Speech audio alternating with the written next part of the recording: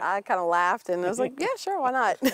When why not turned to I do, Michelle English opted for convenience. We were just talking one day and I said, pick a date. We'll go to the courthouse. Michelle and Lyle drove a few minutes away from their West Bank home to New Orleans' Second City Court, the Algiers courthouse. The secretary told them the judge charged $100 and they must bring cash. I thought it was a little expensive. Their 1 o'clock wedding started 90 minutes late after the judge returned from lunch. How long was the ceremony? It wasn't that long at all. I mean, really. 5-10 minutes? Maybe. Maybe. But what they're learning from our investigation has them feeling ripped off. That's not cool at all. And a Tulane law professor outraged. This is shocking. 4 New Orleans judges perform weddings in their courthouse. Hey, how much does it cost to get married by your judge?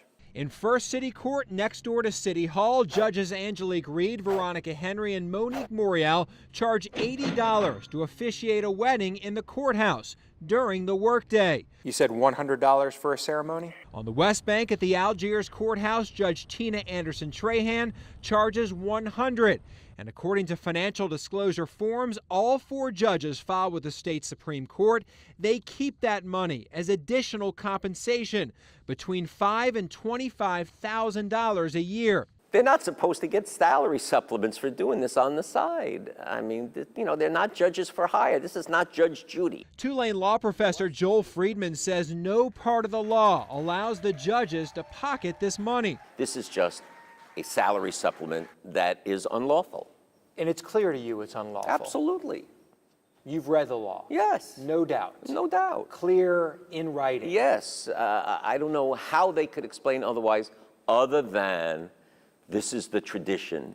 Everybody's always done it this way. For proof, let's dig into state law. First and Second City Court salaries cannot exceed the salary of New Orleans criminal and civil court judges.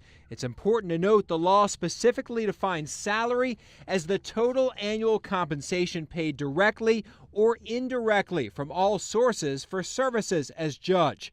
According to those financial disclosure forms, each criminal or civil district court judge makes $149,000 a year.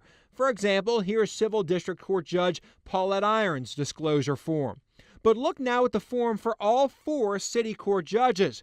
When you total up their salaries, all 4 make $149,000, about the same as those criminal and civil district court judges. But then look at the miscellaneous income, an additional $5,000 to $25,000 for officiating weddings. In fact, 3 of the judges specifically list the type of additional income as judicial or judge. This money should be staying with the court. Absolutely. If the money is supposed to remain with the court and the judges are keeping this money instead, what does that mean? I believe that they are misusing public funds. Misuse of public funds. I would think serious. so. Yes, Lee, this is very serious. The amount of money is irrelevant. Irrelevant. I don't care if it was $500. I would like to know why these judges believe they are entitled to payment for judicial functions they are performing in the courthouse during the working day. Where do they think they have the authority to get this additional supplement to their salary? If their salaries aren't good enough, they should stay in private practice. According to financial disclosure forms, this has been going on for at least a decade. Judges being paid as much as $25,000 more than the law allows. This is part of their job. They're doing it during the workday, at their workplace. State law does allow city judges in Alexandria and Monroe to receive additional compensation for officiating a wedding. Friedman says that strongly suggests if the legislature intended judges in New Orleans to pocket wedding fees, it would have indicated so in the law.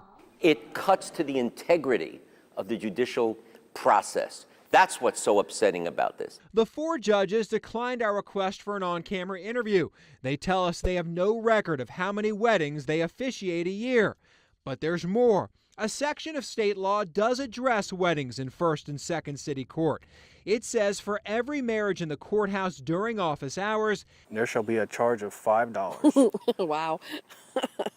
Really? $5. Wow. $5. Damn, we got shafted. Yeah. That means, according to the law, the judge overcharged Michelle and Lael $95 and possibly did the same thing to every other couple, tying the knot. I just would like to know where the money's going. While Judge Tina Anderson Trahan married Michelle and Lael, she earned her regular salary that day. But the judge also paid herself their wedding fee, an additional $100 in cash, a small slice of the thousands of extra dollars she takes in every year. Money likely meant for the court, getting pocketed by people elected to uphold the law. You show me proof of that, that's wrong.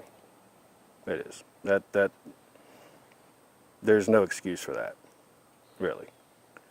And I don't feel good about it. And I mean, how many other people have they taken advantage of?